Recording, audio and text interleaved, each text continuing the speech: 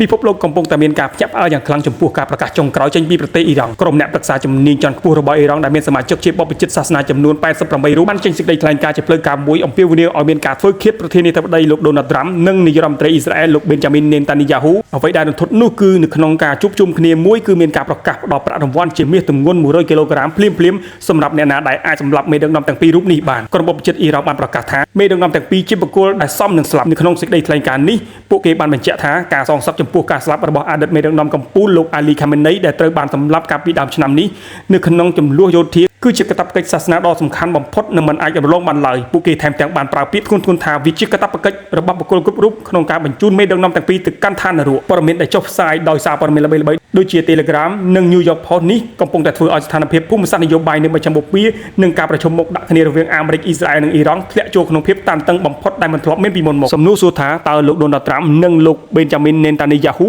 នឹងមានចំណាត់ការបែបណាចំពោះការគម្រាមកំហែងសម្រាប់ដូរយកមាសដ៏ច្រើនសន្ធឹកសន្ធាប់បែបនេះ